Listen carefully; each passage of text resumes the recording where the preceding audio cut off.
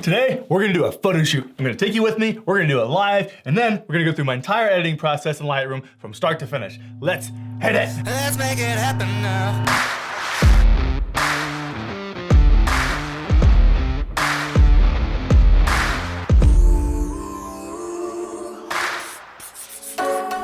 A couple of weeks ago, we had all that snow and ice, and I could not help myself, but I had to go do a photo shoot with Vada before all the ice and snow melted away. I used my Sony a7 Mark III with my Sigma 135mm 1.8 lens, one of my favorite and most used lenses because I really like the compression, the depth of field, the bokeh.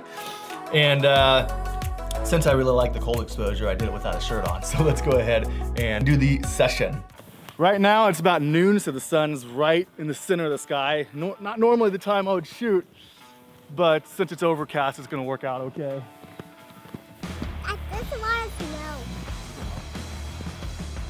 Since it's so bright out, my settings, I've got my 135mm 1.8 lens wide open at 1.8, and my ISO is at 100. My shutter speed is at 1/2500th of a second, so shooting really fast because it's super bright out.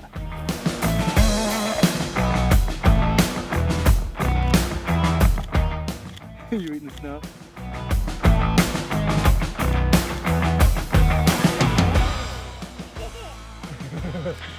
I got you smile. You look at your bunny.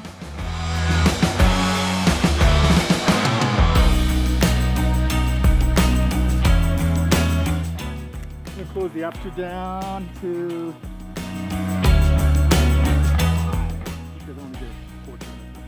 I'm gonna slow the shutter down to 1/500th of a second. That's what hold your bunny out. Look over here. Do I need to get in the snow again? Does that make you smile? Aw, big smile.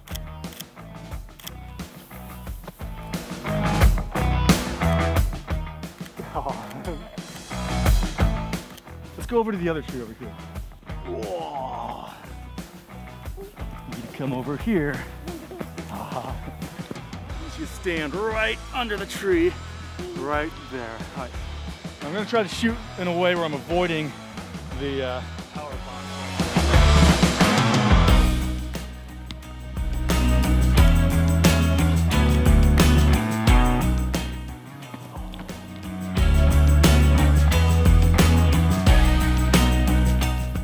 What are you doing?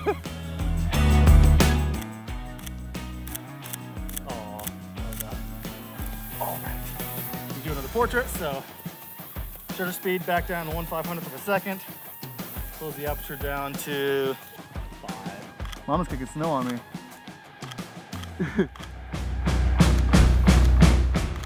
Look over here. Is Mom making you laugh? Plenty. Let's get you a little closer over here to the tree so we can get some texture in here. There we go. All right. Oh, I think we got a good one there. You ready to go in? Yeah. You don't want to do any more? I think you're done anyways. Oh! All right, let's take them into the studio and edit them. I'm gonna kick a bunch of snow on my back. I think you should roll. Roll? Yeah. Make a snow angel? You should roll. Let's see me make a snow angel. Oh! Oh! Oh! Oh! That was worse than making a snow angel. What's all on your face? You still want me to carry you? Okay. Yeah. Don't let your bunny get cold. Okay. All right, so now that we have our images, let's go ahead and jump into Lightroom. I have them all pulled up here, and I've pulled up one of my favorite images right here, and that's the one we're going to go through the editing process with. First off, I want to go through a little planning here. I just want to look at this image for a minute. I centered her in the frame here, but compositionally, this tree is something she's interacting with, so I want to make sure that's part of the scene. So I don't really want her to be centered, per se. I want the tree to be part of the image. So we have the straight line that the tree's creating, and then of course she's kind of a straight line here. And I don't really care for negative space, all this negative space right here at the bottom. So we're gonna crop in a little bit. And I really don't want a whole bunch of negative space on this side of the image either. I don't know why my thing just turned yellow. So if we're gonna crop that, we're probably also gonna crop up here, which will crop out some of that negative space. And that should put her around there on the roll of thirds. So we want to put the tree on this line and we'll put her on that line as close as possible. So, and we don't want to lose the feet of the bunny. So we're gonna want to keep this something like that. We'll go ahead and close this out. So with that in mind, let's go ahead and go into the crop tool here. I like to change my crop to a 5:7. It just looks better in prints. And since that's locked in, now we can drag this around and get the composition where we want it.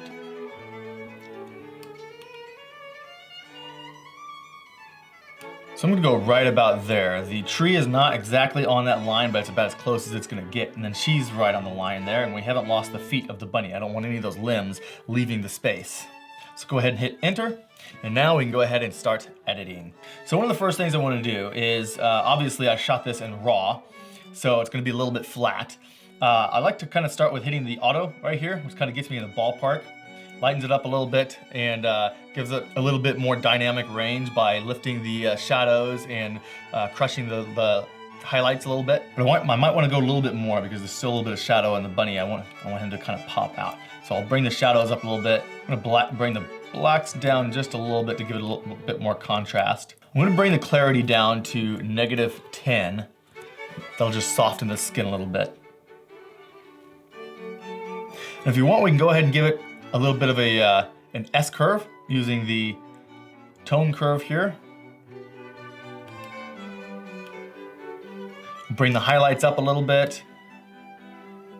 Bring the shadows down. And that'll just add a little bit more contrast. Down here in the HSL panel, I'm gonna zoom up here and show you what I'm doing. So her skin tone actually looks really good in this image, but I want to make a few tweaks to make it just perfect. So her hand right over here has a lot of magenta in it. So I'm gonna make sure I'm in the saturation here and pull the magenta down quite a bit, maybe about 40. And I also notice in her ear over here, there's a touch on the orange side. So we can bring the orange down a little bit as well, not a whole lot. We could also bring the reds down just a hair. So now you can toggle that on and off and see the subtle little difference that it makes there. Now let's go down to the details panel. We're gonna sharpen this image. So the image actually comes out of the camera a little bit dull. So the detail panel here helps sharpen it up. So we've got this little preview here. I like to zoom up on the face so I can kind of see what I'm doing here. I'll also zoom up here so you can see the difference that it's making. First off, let's go ahead and raise the amount. I bring it up to where it's too much and then bring it back down.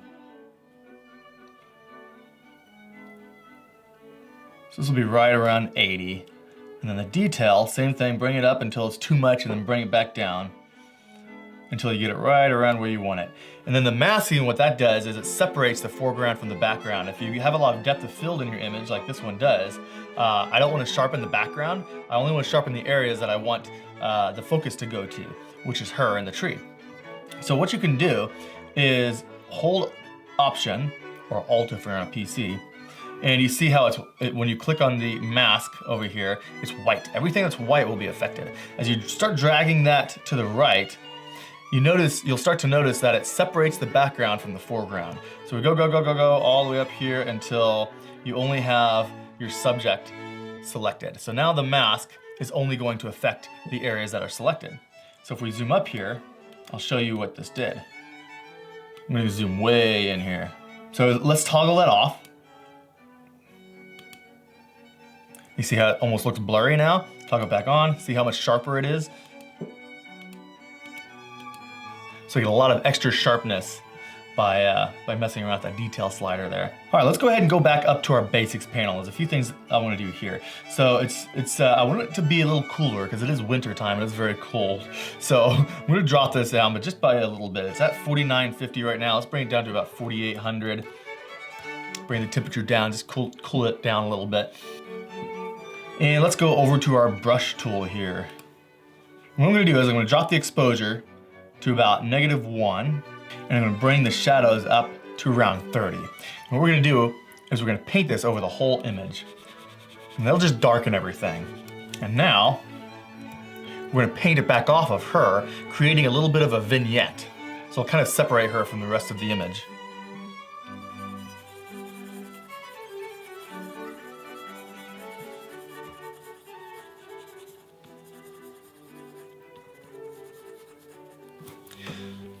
And if that's too much, we can always bring the exposure back up a little bit. These are all subtle little minute details that make a difference. Now let's create another brush. We're gonna do some editing to her skin here. So I wanna smooth her skin out a little bit. So with this brush, I'm going to bring the contrast down just a little bit, bring the texture down to about 70, maybe bring the clarity down a little bit, maybe to about 7. Now we can paint this on her skin, and it'll just make it a little bit smoother.